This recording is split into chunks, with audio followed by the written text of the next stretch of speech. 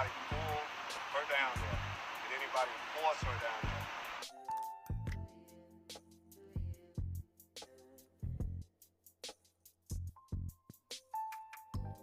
Was anybody on the other side in the room with her when she got down there?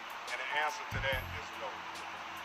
She walked into that unsecured area that should have been secured with locks on there where she couldn't get in there.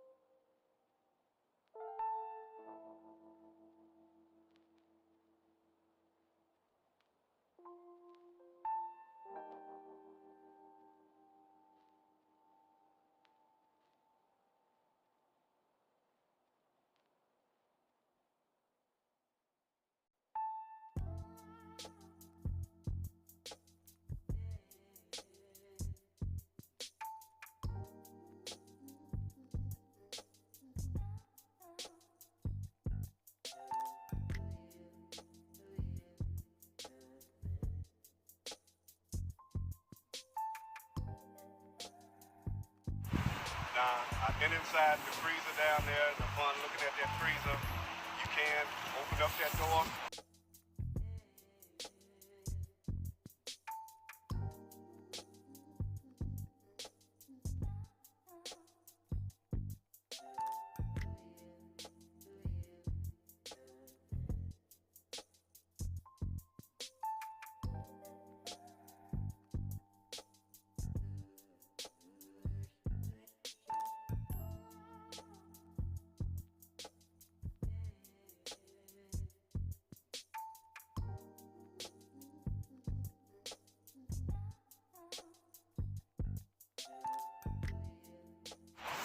Take a half step up, turn to your left, pull the other door. This door would be closing anyway. The other door, probably when she got in there, that door closed on her too, and it was dark in there.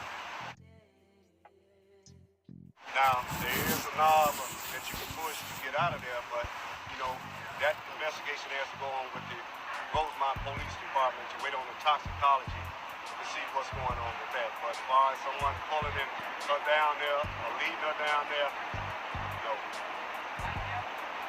Did she appear inebriated, intoxicated? What was her behavior like?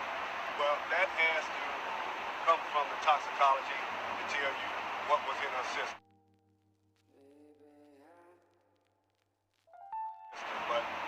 She appears to be impaired, but at the same time, it has to come from a toxicology report. But it still doesn't take away from that. That area should have been secured. Now, from me looking at the video, she was trying to find her way back upstairs to the lobby.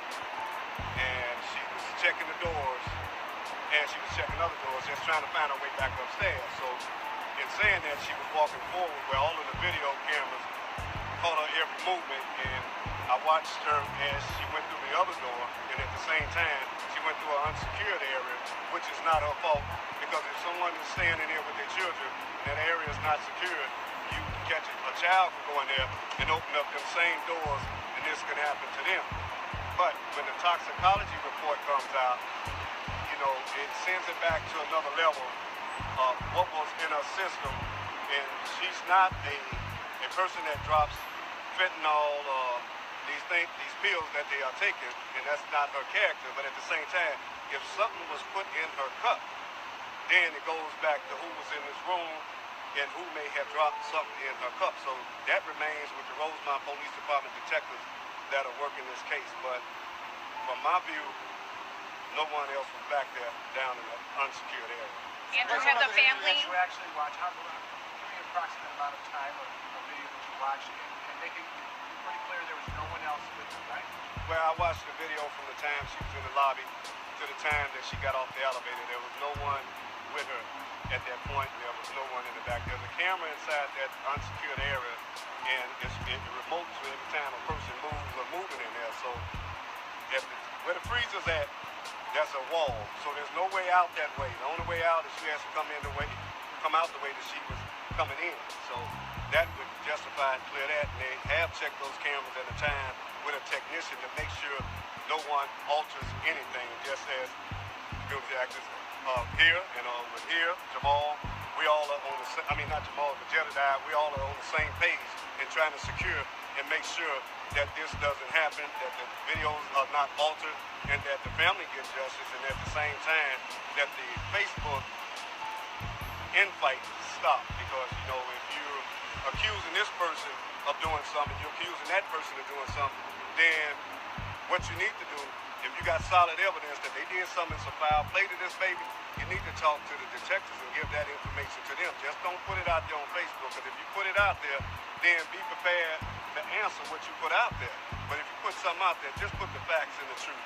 Because we work hard, he worked hard to try to calm the situation down, and that's just about it for some justice. Andrew, has anybody from the family seen the surveillance video? The mother, she will make arrangements to see this footage. I have talked to her about some of this footage, but she is aware that I've seen the footage, but at the same time, she got 1,000 things going on through her because that's her baby. Hey family, it's Jedidiah. Do me a favor, share. So mama actually came out, physically came out right here. Mama's out here with us. I'm gonna ask her if she'll say something in a second. But what was done today was nothing short of deceptive, and it was designed to diffuse the momentum of our people coming out here demanding justice for this baby. And so I'm so mad right now because you all saw me on the press conference I should have never been in. And I just apologize to this mother because you all were coming and you should have been able to come. But now we know for sure by mama's account that Andrew Holmes in fact lied. He never had the permission of the family to see no tapes or talk to the community about what was on the tapes. And every activist who said that they were a representative to this family has lied. It was never true. This family has never had a representative, and this family never said stop marching because, in fact, they don't have a scheduled time to see the tapes.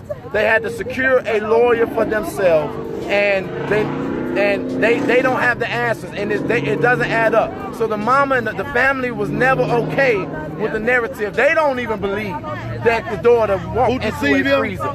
They don't believe that. And so what I said earlier was wrong. They never accepted it, and we don't accept it. So I'm on here to get this right. I apologize again to this family. I apologize to the city of Chicago. I apologize to Kanika. And now let's make it right. The mother said, tune in to her live feed tomorrow. Listen to this. Anybody's plans to do any action is canceled. Off strength of what mama said. Nobody doing nothing unless mama tell us what to do. So she's going to get on her Facebook live feed tomorrow and she's going to tell us how to move. So I'm not representing them. Jamal not representing them. Andrew Holmes fucking show ain't representing them. Nobody's representing them. They're going to represent themselves and they got an attorney. And so go on mama's feed and go on mama's feed and we need to still fight for justice for Tanika. Thank y'all. And that's it. It's a wrap. Go on mama's feed tomorrow. Love y'all. Expose it. Oh, expose it. The family are not at peace, are not at rest. They don't have answers. The city lied, activists lied. But I just got a question. No, I ain't got a question. Andrew Holmes, you got some explaining to do, bro. Chicago, I love y'all. Peace. Everybody is calling, everybody is talking, but she only wants to know one thing. What happened to her child? Now, if something led up to her child being impaired or something's put in her cup, then she wants to know that too. I mean, she's hurt. That's her baby. And that's all she wants to know. So she's waiting on some answers, and she will be looking at the video. Did you talk to her, though, at the video before the video? Because I'm a community activist and I'm also a private investigator. I also work with all police agencies just as well as these gentlemen here too. And the same reason they're out here is want to demand action to make sure that the video is put out, the video is shown not only to the family, but also to the public, and everybody can just let the chips fall where they lay if anything wrong happens. So, you know, just as you see the gentleman, my buddy right here, has demanded the little Quan McDonough video, in which he was successful. Same thing, same face. Just want justice served, and the mother, it ain't gonna go nowhere. She's gonna be hurting the rest of her life. But at the same time, she just want to know what happened. We had a technical issue. Can you repeat? The mother was aware that you were looking at the video. Could you explain that again? Let's not ignore that he walked right past answering the question directly. Did he speak with the mother? Just take a listen. Yeah, I called the mother and let her know that I have seen this video. Okay, what did he say? He say, I called the mother to let her know that I looked at the video. Let's listen to it again. Yeah, I called the mother and let her know that I have seen this video.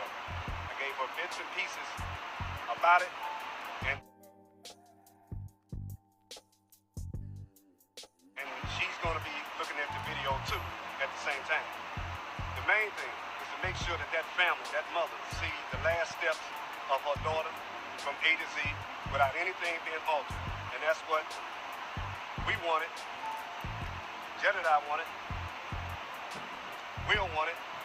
Just justice. We don't want to go into this video was altered or anything. So from my judgment, it's still intact. Andrew, you mentioned two doors connected to the freezer. Are you saying that there were double doors leading into the freezer? You got a big freezer right here, and you got a door. When you open up that door to that freezer, you got another freezer inside of there, which is a half a step to your left. You pull that door, when you let go of this door, that door closes behind you. And you step into that one, then that one closes. That's where she was found? She was found inside of that one. Did I hear you describe earlier on a Facebook Live video that you actually had the chance to go in that freezer? Yeah, I went in the freezer. So can you describe, first of all, how did you get access to that freezer and what it was like? Well, we walked in the freezer. They walked me down. I walked her whole steps. And I walked to that freezer, opened up the door. That freezer door closed. Opened up the other door. That freezer door closed. And it was hot as hell in both of them freezers. And dark as hell in the freezers, too. And there is a safety knob, like you asked about a knob or something, but you can touch it and that door would come open. So what I did and I asked them to, in your investigation, is make sure you took pictures and recorded that door was working properly. But besides that, you know, it was an uncaused accident that should have never happened, and the door should have been secured and locked, because if she had hit that door right there, she'd have turned around and went back the other way, because she was trying to get indoors while she was trying to find a way to get out. And I believe she was trying to get back upstairs to her friends. Is your understanding that the freezer was on or off?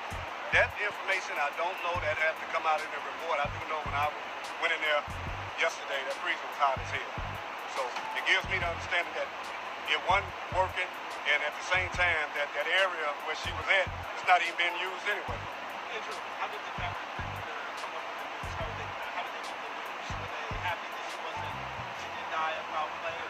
Well, you know what, that still has to be determined, because I can't say she didn't die of foul play, because see, when the toxicology report comes out and there's something in her system that shouldn't have been in her system that may have been slipped in there, then you got a criminal case right there. So that would also lead up to that too. So they're holding off. They're holding off everything. This is not just a closed, you know, just because of this with the family. It's not closed. It's way far from being closed. This is an open investigation. Still with the medical examiner's office, still with the toxicology, and you know, it's still an investigation with the Rosemont police, and I can guarantee it's still an investigation with these gentlemen here, because they're not going to stop. I'm not going to stop just until this case is completely closed and the mother is satisfied. Is there a timestamp or anything like that on it? Do you know approximately what time it was at early Saturday morning that you went in there? No, but they have all of that on their reports and everything. It's like, it was like, according to the hotel, there was like 40 hours or 36 hours of videotape. That's why. Well, there was a big gap in between there, and I say this, that let the chips fall where it lay. If you got a security camera and you see somebody in an unsecured area, and if you're monitoring your station and monitor that monitor, then where were you at when she walked through there? Someone should have notified somebody to go downstairs and find out why she down there in that area. And then the gap that's between there, if indeed you looked at the video surveillance, and I'm talking about not the police department, the hotel's security staff, if you looked at that surveillance and you seen that she was in that area when you all started looking, then why didn't you all run down there right away and go in that area and try to open up some doors, since that was the last place she was? Why should they have to take an employee to come in the next morning or two to go down there and find her? So there's a lack in the security there too. The family, we know, has retained an attorney. We believe they may be looking at possible litigation about lack of locks on those doors. Well, that's up to their attorney. Just to clarify, you heard that correctly. The reporter asked about litigation about the locks. Attorney to answer that. I can't speak for the attorney which way he's going, because that's his profession, just like this is our profession right here. You know, he would have to answer those questions for you. Do you see culpability on the part of the hotel, though? Did I see? Although he just stated that it was up to the attorney, watch how fast he flipped the script. I see who? You see culpability on the part of the Oh yeah, they, you know, I can tell you, they had liability. I can tell you right here, without a doubt. You know, if you got an unsecured area that should have been secured, and I guarantee you, if they had locks on that door, she'd have turned around, she'd have went back this way. It's as simple as that. So that's where the liability falls on them. So our understanding was the family was going to come here today and watch some of the surveillance video. Have you talked to the family? What are they telling you? Are they still coming? They're following the directions of their attorney. They're still going to come out here and view some video surveillance, but that's on the time with their attorney and her, because their mother's going through so much. I mean, she's getting call here, call there, and she's hurt. She just come out of a little light surgery yesterday, so she's going through so much. So they got to give respect, and that's where I'm just like the activists here. You know, stop the Facebook putting this on there and that on there, and it's getting back to her. Only thing you're doing is upsetting her more. If you got something solid, I mean, you call either one of these activists, give it to them, and let them turn it in to the detectives if you don't want to come there. And it's as simple as that. If they put stuff out there that shouldn't even be out there.